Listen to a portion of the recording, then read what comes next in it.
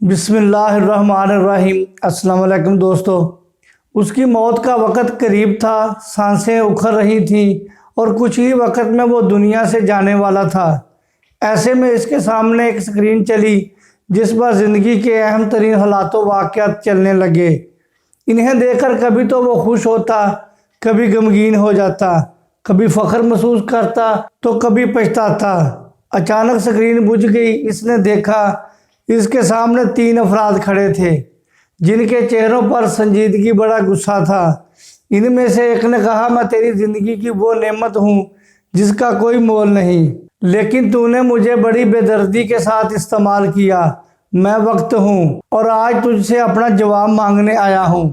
بتا تو نے مجھے ضائع کیوں کیا؟ سوال سن کر وہ گھبرایا۔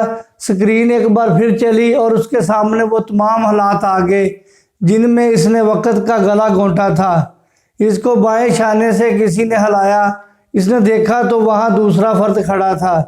میں وہ وسائل ہوں جو تجھے زندگی میں ملے، جن کی بدولت تو نے تعلقات بنائے، عیش و آرام کیا، لیکن جہاں میری ضرورت تھی وہاں تو نے مجھے استعمال نہیں کیا۔ تجھے جس مقصد کے لیے میں ملا تھا وہ تو پورا نہیں کیا۔ بتاؤ تو نے ایسا کیوں کیا؟ بے بسی سے اس کے پسینے چھوٹنے لگے۔ بڑی مشکل سے اس نے تھوک نکلا۔ اچانک ایک اور تیز آواز آئی، میں بھی تیری زندگی کی ایک بہت بڑی نعمت تھی۔ جب تو پیدا ہوا تو اس وقت سے مجھے تیرے اندر رکھا گیا۔ تو بڑھتا گیا تو مجھے بھی بڑھایا گیا تاکہ تو میری وجہ سے اپنی زندگی کو آسان بنا سکے۔ میں توانائی ہوں۔ تجھے یہ نعمت اس لیے ملی تھی تاکہ اس کو تو کام میں لا کر خود کو بہتر بنائے۔ جذبات کی توانائی کے ذریعے تو دوسروں کے جذبات کا خیال رکھے۔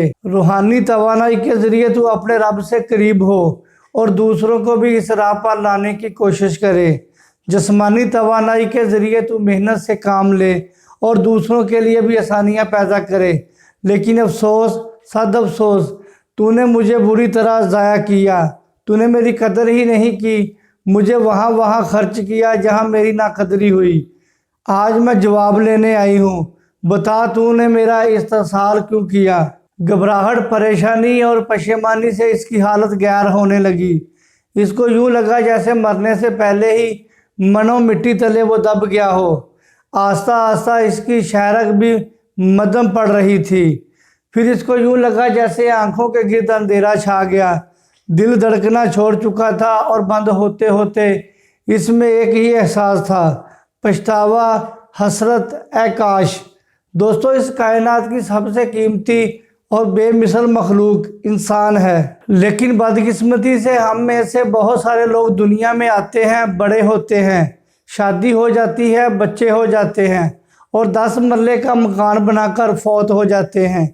معاشرے کی عمومی سوچ ہی یہ ہے کہ ہم اچھی ڈگری حاصل کریں، اچھی نوکری پائیں اور اپنا گھر لے لیں۔ لیکن سوال یہ ہے کہ کیا انسان کی زندگی کا یہی مقصد ہے؟ اس کا جواب ہے ہرگز نہیں۔ خالق کائنات انسان کی پیدائش کا مقصد بتاتے ہوئے فرماتا ہے، ہم نے جن و انس کو عبادت کے لیے پیدا کیا ہے اور عبادت کی خوبصورت شکل سجدہ ہے۔ سجدے میں ہم اس بات کا اقرار کرتے ہیں کہ وہ اللہ ہمارا رب ہے، وہ پاک ہے اور عظیم ہے۔ اس بات کا یقین کہ فقط اللہ ہی ہمارا خالق ہے، وہی میری عبادت کے لائق ہے اور میری تمام تر جسمانی اور روحانی صلاحیتیں فقط اسی کے لیے ہیں۔ بندگی کہلاتا ہے وہ میرا رب ہے، اور رب وہ ہوتا ہے جو کسی چیز کی مرحلہ وار پرورش کرتا ہے، انسان کی پیدائش سے لے کر موت تک، زندگی کے ہر لمحے اور موڑ پر وہ پالتا ہے۔ جب یہ یقین ہوگا تو پھر انسان رزق کے خوف سے گمراہی میں نہیں پڑے گا اور نہ ہی وہ اپنے رب کے علاوہ کسی اور کے خوف میں مبتلا ہوگا۔ دوسرا لفظ پاکی ہے، جس کا اقرار کرتے ہوئے بندے پر واجب ہو جاتا ہے کہ وہ بھی پاکی اختیار کرے، جسمانی پاکی کے ساتھ ساتھ روحانی پاکی بھی۔ وہ ہر کام سے بچے جو اس کو گندگی یا گمراہی کی طرف لے کر جاتا ہو اور دوسروں کو بھی اس سے بچائے۔ وہ خود بھی پاک اور مثبت سوچ کا حامل ہے اور معاشرے میں بھی اس چیز کو پروان چڑھائے۔ وہ منفیت نہ پھیلائے، وہ لوگوں کو امید دے اور ان کی مایوسیوں کو ختم کرنے کی کوشش کرے۔ تیسرا لفظ اعلیٰ ہے، سجدے میں اس بات کا اقرار کہ میرا رب عظیم ہے اور وہی ہر چیز پر قادر ہے۔ ہم سے یہ تقاضا کرتا ہے کہ اپنی تمام ضروریات بھی صرف اسی سے مانگنی چاہیے، اپنی امیدیں انسانوں سے نہیں لگانی چاہیے، کیونکہ انسان مانگنے سے ناراض جبکہ رب خوش ہوتا ہے۔ رب کے سامنے سجدہ ریز ہو کر جن باتوں کا ہم اقرار کرتے ہیں، جب وہ چیزیں عملی زندگی میں آ جاتی ہیں تو انسان کی پیدائش کا اصل مقصد پورا ہو جاتا ہے۔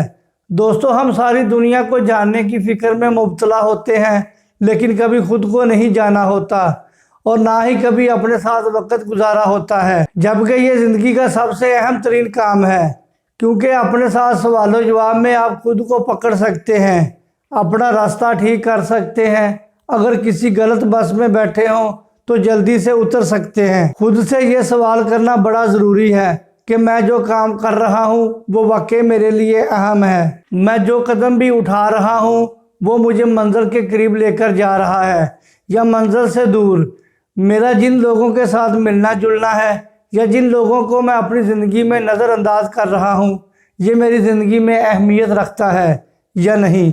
جب بھی آپ خود سے یہ سوال کریں گے تو آپ کے سامنے حقیقت آشکار ہو جائے گی۔ آپ کو معلوم ہوگا کہ کون سے کام میری ترجیحات میں شامل ہیں اور کون سے نہیں۔ اس کے بعد آپ کے لیے ترجیحات متعین کرنا آسان ہو جائے گا، اور اس کا سب سے بڑا فائدہ یہ ہوگا کہ آپ کی زندگی کی 3 اہم ترین چیزیں ضائع ہونے سے بچ جائیں گی: وقت، وسائل اور انرجی۔ ہم معاشرے میں اکثر یہ بات سنتے ہیں کہ فلاں شخص بڑا عقل مند ہے یا فلاں بڑا بیوقوف ہے۔ دراصل انسان کے متعلق یہ رائے ان کی ترجیحات کی وجہ سے قائم کی جاتی ہیں۔ آپ کی زندگی کی ترجیحات ہی اس بات کا فیصلہ کرتی ہیں کہ لوگوں کی نظروں میں آپ کا کیا مقام ہے۔ جب آپ درست ٹریک پر چل رہے ہوتے ہیں تو باقی لوگوں کو بھی معلوم ہو جاتا ہے اور وہ خواہ آپ کو ڈسٹرب نہیں کرتے، لیکن جب آپ کی کوئی ترجیح ہی نہ ہو تو پھر آپ کی ترجیحات دوسرے لوگ بناتے ہیں، آپ کو اپنی ترجیحات میں استعمال کرنا شروع کر لیتے ہیں، پھر کوئی بھی آپ کو ہاتھ سے پکڑ کر کہیں بھی لے جا سکتا ہے، کیونکہ آپ کی مثال کٹی پتنگ کی طرح ہے۔ دوستو، انسان جب پیدا ہوتا ہے تو اس کی ضروریات مختلف ہوتی ہیں، جب وہ بڑا ہوتا ہے تو ضروریات بھی مختلف ہو جاتی ہیں۔ ایسے ہی زندگی کے ہر موڑ پر ترجیحات بھی بدلتی رہتی ہیں، اور عقل مند وہی ہے جو بدلتی ترجیحات کے ساتھ خود کو بھی بدلے۔ البتہ بعض ترجیحات ایسی ہوتی ہیں جو کبھی نہیں بدلتی اور انہیں ہمیشہ ترجیح اول کی حیثیت دینی ضروری ہوتی ہے۔ بحیثیت مسلمان ہمارا ترجیح اول رب کی ذات ہے، اور اس کے ساتھ وہ تمام پروٹوکولز ہیں جو دین اسلام نے ہمارے لیے متعین کیے ہیں، لیکن ایسا ہرگز نہیں کہ دینی اقدار انسان کی دنیاوی ترقی میں رکاوٹ بنے، بلکہ دین تو اس بات کی ترغیب دیتا ہے کہ دین کے ساتھ ساتھ دنیا کی کامیابی اور خوبصورتی بھی اللہ سے مانگو۔ دوستو، آپ صلی اللہ علیہ وآلہ وسلم کا روزمرہ معمول ہمارے لیے ایک بہترین مثال ہے۔ احادیث اور سیرت النبی صلی اللہ علیہ وآلہ وسلم کے مطالعہ سے معلوم ہوتا ہے کہ آپ صلی اللہ علیہ وآلہ وسلم نے اپنے 24 گھنٹوں کے دورانیے کو 3 حصوں میں تقسیم کیا ہوا تھا۔ 8 گھنٹوں میں وہ مختلف طرح کے معاشرتی اور پیغمبرانہ ذمہ داریاں نبھاتے، دوسرے 8 گھنٹوں میں اہل خانہ کی ضروریات پوری فرماتے اور انہیں وقت دیتے، جبکہ تیسرے 8 گھنٹوں میں آرام اور اللہ کے ساتھ مناجات فرماتے۔ آپ صلی اللہ علیہ وآلہ وسلم کا یہ معمول ورک لائف بیلنس کی عمدہ ترین مثال ہے۔ دراصل ہم کام، فیملی، آرام کے مسلسل میں گھوم رہے ہوتے ہیں، لیکن کہیں نہ کہیں ہم اس توازن کو کھو دیتے ہیں۔ زیادہ سے زیادہ پیسہ بنانے کے چکر میں فیملی اور آرام کو نظر انداز کر دیتے ہیں، جس سے بڑے بڑے مسائل بنتے ہیں۔ اسی طرح بعض لوگوں کے پاس کوئی معقول کام نہیں ہوتا اور وہ ہر وقت آرام اور انجوائمنٹ کی فکر میں ہی رہتے ہیں۔ یہ طرز بھی ٹھیک نہیں۔ ایک بہترین انسان وہی ہے جو ہر کام کو اپنے وقت پر کرے اور زندگی میں اعتدال لائے۔ دوستو، وقت ہمارے ہاتھ میں ہے اور آج ہم زندہ ہیں، ہمارے پاس اپنی زندگی جینے کا اختیار ہے۔ اللہ نے ہمیں وقت، وسائل اور توانائی کی نعمتیں دے کر مالا مال کیا ہوا ہے۔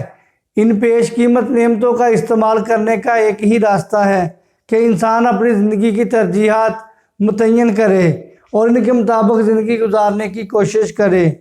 جب ترجیحات متعین ہوتی ہیں تو پھر انسان اپنے اہداف کو آسانی کے ساتھ پا لیتا ہے، اور یہی اہداف اس کو ایک کامیاب اور نفع مند انسان بنا دیتے ہیں۔ ترجیحات کے ساتھ زندگی بسر کرنے والا انسان موت کے وقت بھی پرسکون اور مطمئن ہوتا ہے، لیکن وہ شخص جو بے سمت کے سفر میں اپنی زندگی گزار دیتا ہے تو پھر مرتے وقت اس کے پاس پچھتاوے ہی پچھتاوے ہوں گے۔ بہت شکریہ دوستو، مجھے اجازت دیں، اپنا خیال رکھیں۔ اللہ حافظ۔ السلام علیکم ورحمۃ اللہ وبرکاتہ۔